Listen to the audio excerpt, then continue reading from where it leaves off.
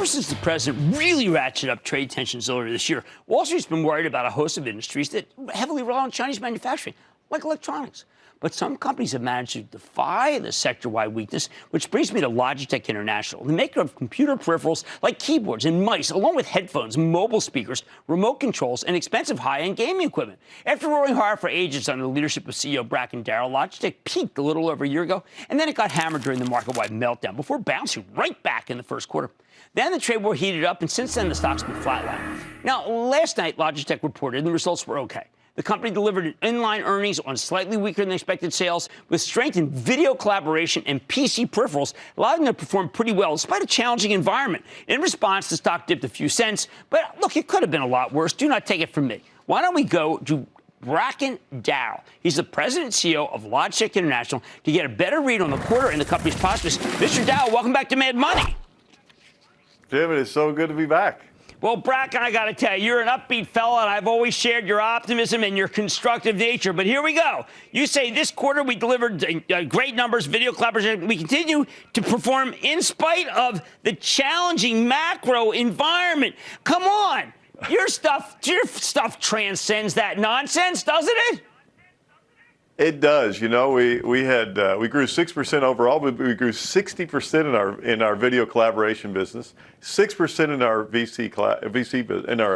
PC business. So, yeah, we had a good, solid quarter, and despite the macroeconomic noise. Now, I look at the revenue line of video collaboration. We got to start talking a lot more about this. You know what? I feel a lot of times, Bracken, we've come on, we've looked at your great mice. We know that you have low latency. Yep. We've looked at your fabulous speakers. I know I bought them. I've also bought the Jaybirds. This is the video collaboration. You're coming in how much underneath the big guys, and to me, easily assembled and ready to roll. Yeah, you know, we enable, Zoom or Microsoft or Google, whatever video service you want. We come in at really about the cost of a couple of chairs in a conference room, and you can video enable the room, and you can pay for that by saving one trip to Europe or China. So it's an incredibly affordable. It's go ahead. 1/10, to answer your question, 1/10 the cost of or 1/20th the cost of those video conference systems of yesteryear. Well, don't you have to given the fact that cheap value quality always wins in the end, will we be speaking about Logitech as a video collaboration company that also has interesting gaming and peripherals?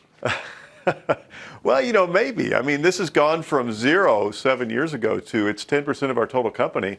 As you said, it grew 60% this quarter. So it's going to be a big business for us. We think one day this will be $1 billion business.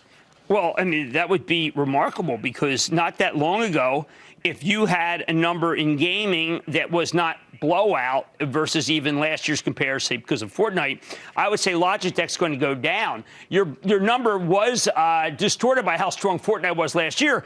And I said, oh, boy, is this stock going to get hit? It was just the opposite. People are recognizing that you've got a game plan that's far more than peripherals.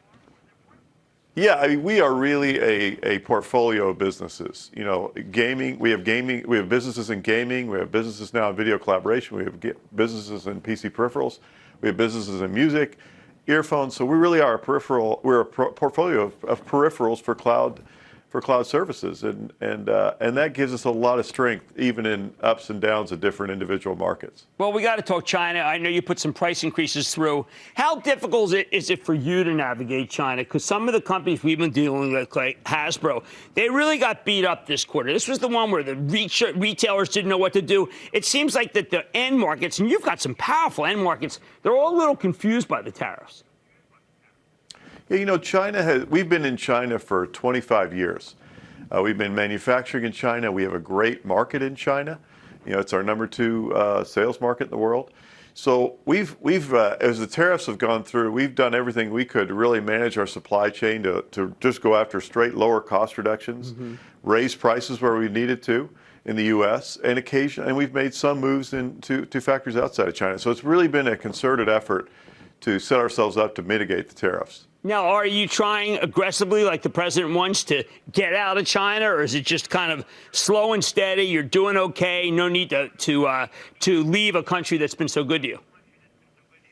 Well, you know, we're attacking this in a collection of ways.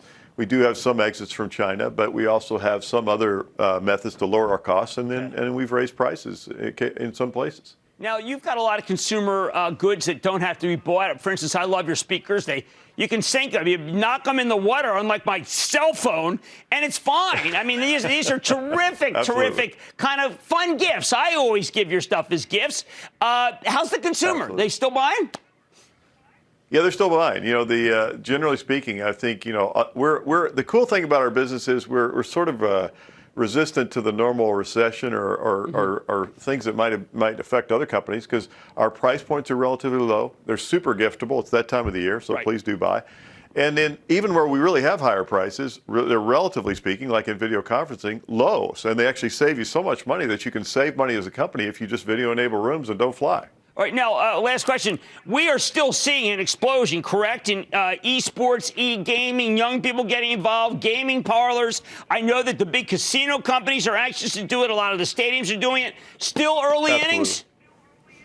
Still early innings. I get a message or a call every week or two or three from colleges or high schools that are putting in gaming programs. It's starting with young people and it's moving up. And it's going everywhere. I wouldn't be confused by the Fortnite effect. Underneath that, the secular trend is absolutely still going strong. Well, your stock's up nicely this year. I think it should keep going up. I want to thank Bracken Darrell, Logitech's president and CEO, and, by the way, chief innovator, because there's a lot of cool stuff here. That money's back after the break. Don't miss a second of Mad Money. Follow @Jim Cramer on Twitter. Have a question? Tweet Cramer. #MadTweets. Send Jim an email to madmoney@cnbc.com or give us a call at 1-800-743-CNBC. Miss something? Head to madmoney.cnbc.com.